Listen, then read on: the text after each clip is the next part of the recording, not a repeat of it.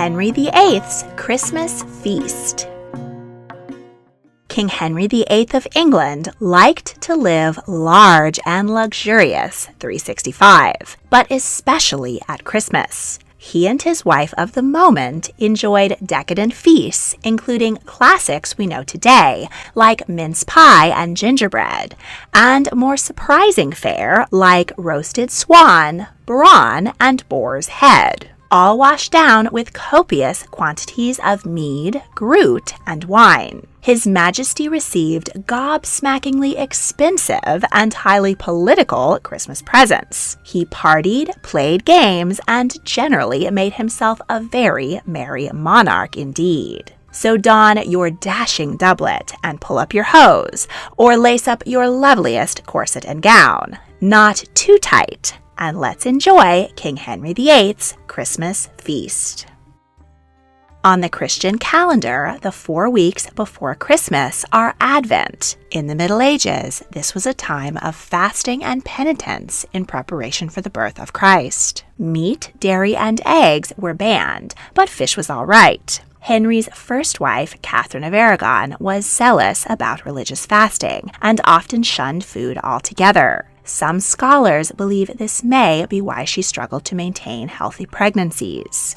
Fasting also meant abstaining from sex, but we know this rule was not strictly followed. Henry's daughter, Elizabeth, was born on September 7th, meaning she was conceived bang in the middle of Advent. Of all his palaces, Henry preferred to spend the festive season at Greenwich, the place of his birth and the site of many happy childhood memories. Later, when he acquired the dazzling Hampton Court Palace and built himself a massive feasting hall, Christmas moved there. Throughout Advent, the palace kitchens would be a din of activity, with cooks and apprentices working hard to prepare dazzling delicacies. And on Christmas Eve, servants decked the halls with boughs of holly, ivy, and other festive and fragrant evergreens. The king loved music and even wrote a Christmas carol called Green Groweth the Holly. Green groweth the holly, sorrow doth the ivy, the wind a blast, blonde swan, green groweth the holly. The song was first published in 1522, when he had been married to Catherine for 13 years. The lyrics comparing his faithfulness to his lady to the unchanging green of the holly became rather ironic when 5 years later he began divorce proceedings against his wife in order to marry Anne Boleyn. Indeed, the holly doth grow greener than King Henry's love for Queen Catherine. Members of the court had new clothes for Christmas, and on December 24th, they donned their finest and went to chapel to attend midnight mass. This service heralded the birth of Christ, said to have been born in a manger at midnight. The candlelit ceremony and tolling bells kicked off the 12 days of Christmas. On Christmas morning, everyone returned to the chapel for Mass at dawn. After church, they proceeded to the Great Hall for a spectacular all-day feast. As the mighty Yule log crackled in the hearth and carolers sang, the assemblage would take their allotted seats. Courtiers and guests sat on either side of several long tables lined up in the Great Hall. The top table was reserved for the king, queen, other royals, and the highest-ranking courtiers and honored guests. The lower your rank, the further you were from the top table. The same went for the food. The very finest dishes were presented with ceremony to the top table, while those on the other end of the hall tucked in to still very nice, but not quite as luxurious fare. Tudor feasts were served à la Française, meaning various dishes were brought out at the same time, and diners helped themselves to whatever they fancied, though the king had a personal carver to place the finest morsels on his plate. In 1532, a temporary kitchen was set up at Greenwich Palace to make 200 dishes for a single Christmas feast. About 1,000 people dined at court during the whole Yuletide season. Platters piled high with delicious food came out in waves. Pottage, pies, and salads first, roast meats second, and finally desserts, fruit and cheese, known as the banqueting course. First course, plum pottage, traditionally kicked off the Christmas meal. Pottage or porridge was a stew of vegetables thickened with grains or breadcrumbs. In the Middle Ages, everyone from the king to beggars ate pottage regularly. It was a staple for peasants who threw whatever vegetables they had on hand into a hot cauldron on the fire. The wealthy added luxury ingredients like meat and imported dried fruits, spices, and wine. In the Middle Ages, a plum referred to all dried fruits, including raisins, prunes, dates, figs, and currants. These and spices like pepper, cinnamon, ginger, saffron, cloves, mace, and nutmeg were popularized in England by crusaders who gained a taste for them while trying to conquer the Holy Lands in the 1000s. Because spices and many dried fruits had to be imported from Asia and the Middle East, they were extremely expensive and were thus the pinnacle of the aspirational medieval palate. We might think their food tasted overspiced, but to the Tudors, the more spice the better. They would have adored pumpkin spice latte. The combination of meat, dried fruit, spice, and booze evolved over time to form two more English Christmas favorites. Mince pies are also called shred pies, as all the above ingredients were shredded fine, mixed together, and baked in a pie crust. Pie tins weren't mass-produced until 1871. Before that, a crust had to be thick enough to support its own weight. Crusts were also called coffins and were made from flour and water. Unlike the buttery, flaky pie crusts we're used to today, they didn't actually taste very nice. Tudor people only ate the filling. Decorative crusts might be stamped with the king's badge, the Tudor rose, or elaborately sculpted into castles or animals, painted or covered in gold leaf.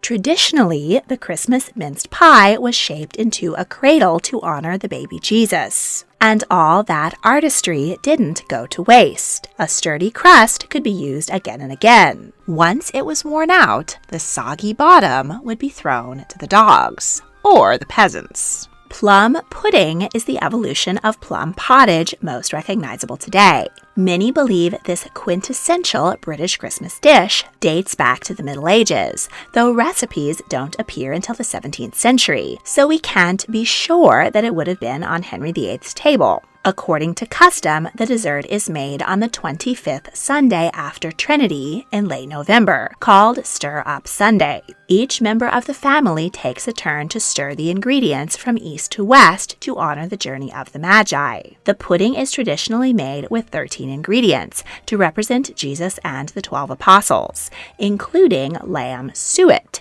in remembrance of the shepherds who visited Jesus in the manger. A coin for prosperity, a ring for marriage, and a thimble for luck are mixed in. The ingredients are placed in cloth, molded into a ball, and steamed. Then the pudding is soaked in brandy, decorated with a sprig of holly, and set on fire when it's presented to the table. It is often served with hard sauce, a creamy custard fortified with more brandy. The Tudors loved mixing sweet and savory, so they had their plum pottage at the beginning of the meal. Plum pudding remains a popular Christmas dish in the UK, though it is usually served for dessert and is meat-free. Salad.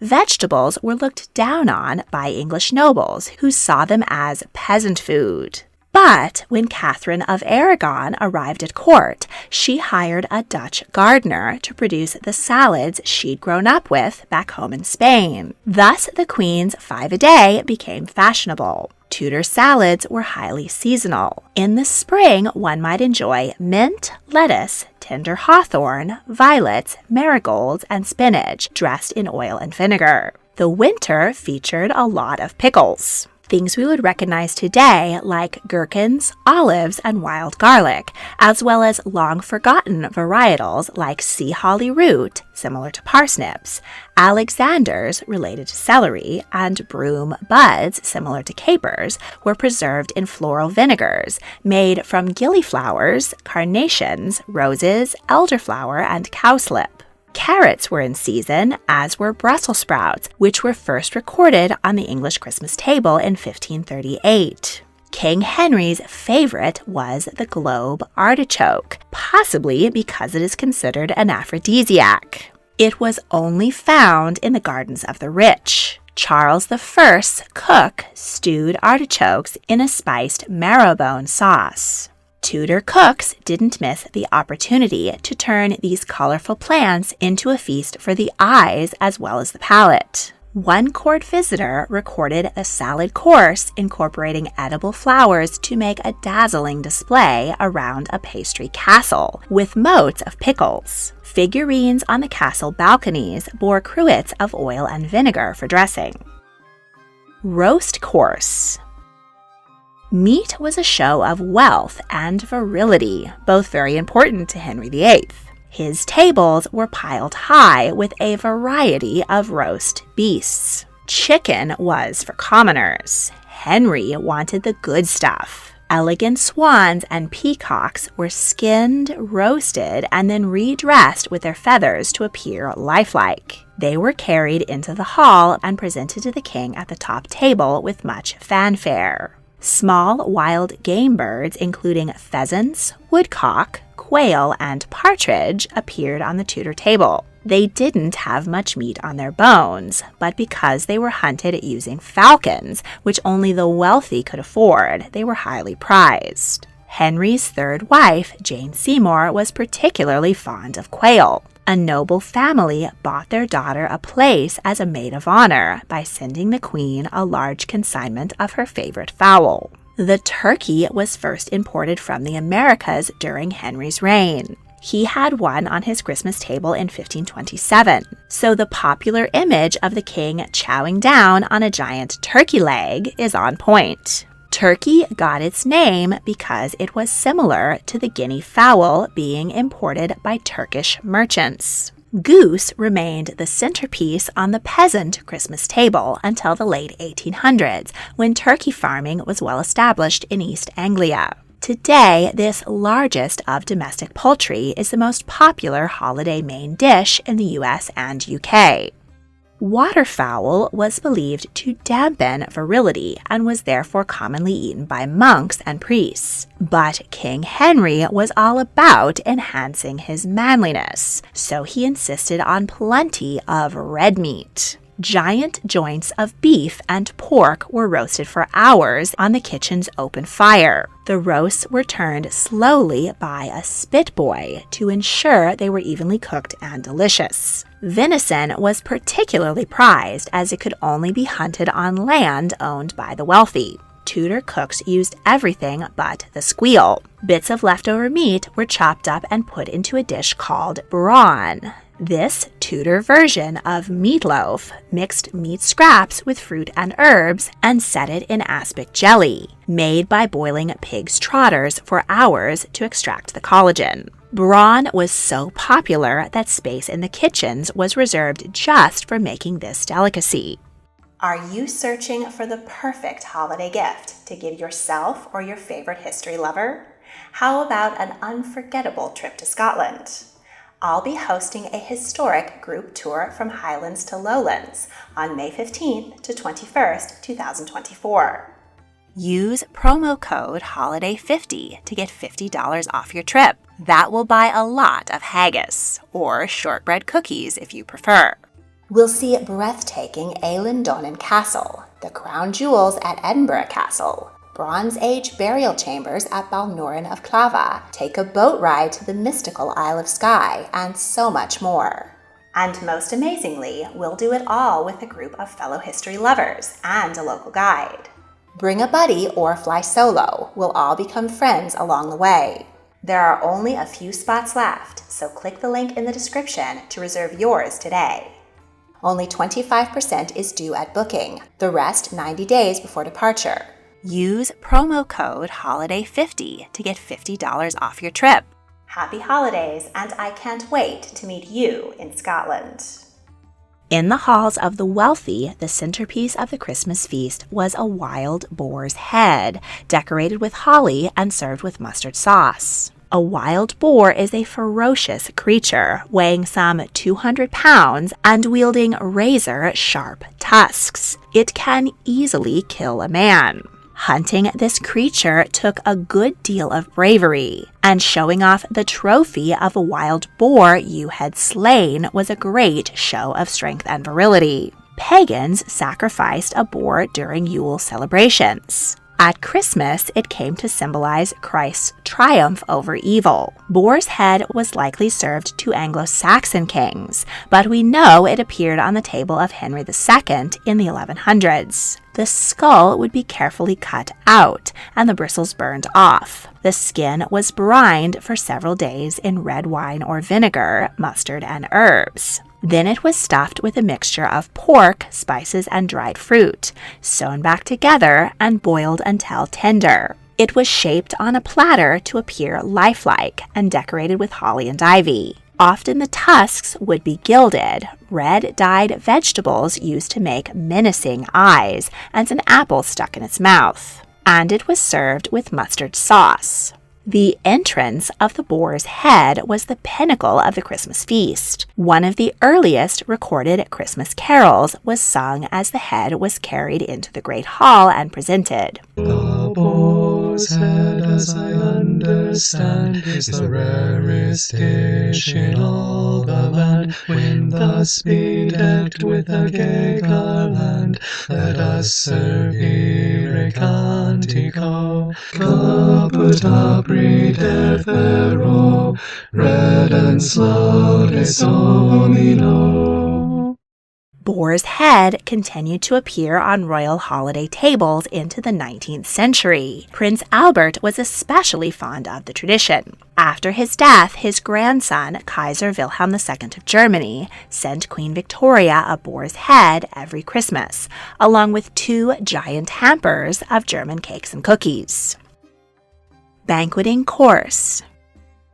Meals ended with a banqueting course made up of sweets, fruits, and cheeses. It was the most visually dazzling of all. Towards the end of the Tudor period and into the Stuart era, special banqueting halls were built where the spectacular culinary finale could be set up beforehand. Stuffed diners would proceed from the Great Hall into the banqueting hall to marvel at chess sets sculpted from marzipan, trees made from sugar plate, and castles formed in royal icing. Imported sugarcane was phenomenally expensive. The poor would go their entire lives without tasting it, but would use honey to sweeten their foods.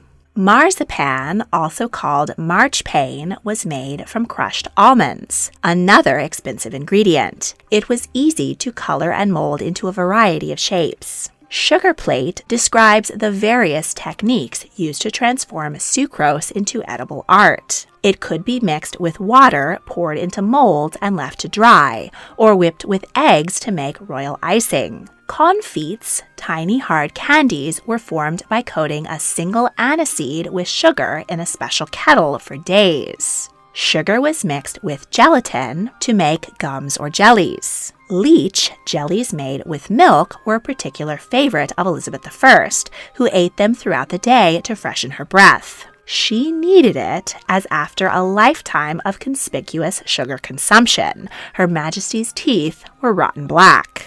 Tudor cooks were endlessly creative in their use of sugar. They incorporated a number of flavorings, including nuts, dates, dried fruit, citrus peel, rosewater, ginger, aniseed, cinnamon, and mint. Tudors did have chocolate, which was first brought from the New World in 1520, but the bitter bean didn't become popular until it was mixed with sugar and milk in Switzerland in the 1800s. Gingerbread was brought to France by an Armenian monk in 992. From there, the spicy biscuits spread throughout Europe and were especially popular painted and hung in windows as decorations and to ease indigestion. Tudors liked to add white pepper to give it an extra kick. Elizabeth I was the first to enjoy gingerbread men, which she served to foreign dignitaries. Drinks. King Henry had plenty to wash down his decadent feast.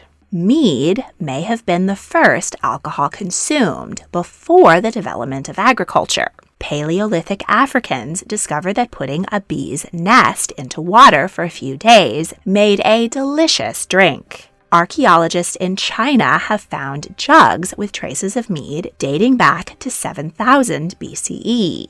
Ancient Greeks, Aristotle and Pliny the Elder enjoyed mead, as did the Vikings. Henry VIII served a Welsh recipe called metheglin. He was keen to emphasize his Welsh roots. In addition to the honey base, metheglin incorporated any number of other herbs, some of which were mildly poisonous. These might include thyme, cloves, strawberry leaves, lemon balm, fennel, liverwort, marshmallow root, scurvy grass, and marjoram. The drink had a perfumed, crisp, and refreshing flavor. Gruit ale. Once humans began farming grain in the Fertile Crescent around 10,000 BCE, they quickly found a way to turn it into alcohol. Enter beer. This drink is made from wheat, barley, corn, rice, or oats, mixed with water and left to ferment for several days. The fermentation process sterilizes the water and makes it safe to drink. In Tudor times, when sanitation systems were non-existent and one bad drink could kill you, most people, even children, drank small ale, which was low in alcohol rather than water. A variety of other herbs and spices were added to balance the malty flavor of the grain. These were called gruit and commonly included sage, rosemary, bog myrtle, heather, bay leaves, ground ivy, horehound, mugwort, sweet gale, and yarrow. Hops were first cultivated in the 700s in Germany. Charlemagne's father, Pippin the Short, willed his hop garden to the cloisters at Saint-Denis. Hopped beer didn't make its way to England until the 1400s. It was viewed with suspicion, called a wicked weed, and banned in some parts of the country. Henry VIII wasn't a fan. He believed hops ruined the wholesomeness of beer. He preferred older recipes with gruit, which were referred to as ale, while the hoppy stuff was called beer. In the end, hops won out. They were cheaper than the herbs used for gruit, and they extended the shelf life of the drink. Today, nearly all beer and ale contains hops. Wine. Grapes do not thrive in England, so wine had to be imported from mainland Europe. Thus, it was a luxury item on the Tudor table and was mixed with other luxury flavors like imported spices, plums, and orange peel to make a festive mulled wine, which is still popular at Christmas. Entertainment. Christmastide meant a lot of leisure time. An Italian visitor at Hampton Court noted the guests remained at the table for over 7 hours. Once, King Henry got bored and started throwing candied plums at his ministers. Acrobats, jugglers, musicians, actors, and jesters were hired to keep the king and his guests happy during their long, luxurious meal. Games were played, jokes were told, and songs were sung. In charge of keeping His Majesty diverted at Christmas was the Lord of Misrule, a courtier who was dressed as a jester and crowned the King of Christmas. In addition to his MC duties, he could order anyone to wait on him or perform a trick, like jumping on one leg or talking backwards. Even the king had to obey him. One year, the Lord of Misrule demanded £5 from the sovereign, which amused Henry inordinately. The Lord of Misrule may be a forerunner to Santa Claus. In the Middle Ages, Christmas Day was just the first of the 12 days of Christmas. The extended celebrations included games and sports, gift-giving, wassailing, and concluded with the biggest, rowdiest party of the year on January 6th, called Twelfth Night. To find out more about what people got up to during Christmastide, check out last year's holiday video, The 12 Days of Medieval Christmas. But for now, let's remain at Hampton Court in the 1500s to find out how King Henry rang in the new year.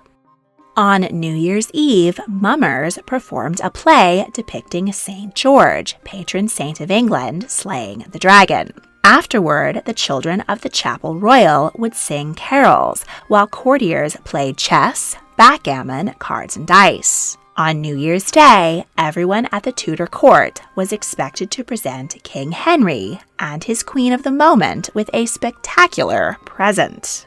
Courtiers bestowed their gifts in front of the whole court. Nobles broke the bank trying to impress the king and everyone else. Henry raked in gold cups, paintings, purses of coins, hand-sewn shirts from the ladies, trained hunting dogs, and wild animals. One year he was given a pet marmoset. The sovereign's response to gifts had a great and sometimes grave political significance. In 1532, Henry refused his wife Catherine's present, while accepting the one offered by Anne Boleyn. She gave the king a carved and gilded Biscayne dart used for hunting boar. It insinuated that she wanted him to hunt her down. The monarch sometimes gave gifts in return as a sign of royal favor. In 1540, Hans Holbein presented a painting of baby Prince Edward. The king was so pleased he rewarded the artist with a silver gilt cup. Henry spent over £800, about £400,000 today, each year on Christmas presents. Still, Henry usually turned a profit on New Year's Day.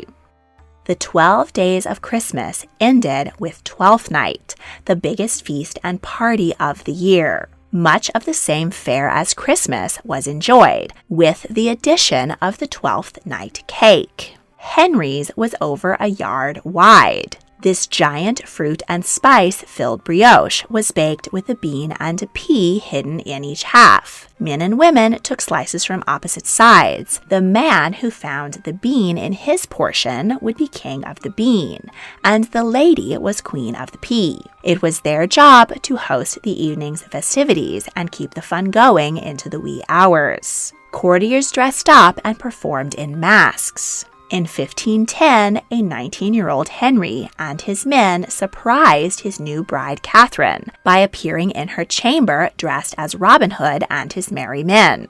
The cheerful party proceeded to the great hall, where they all shared in a wassail bowl full of spiced ale.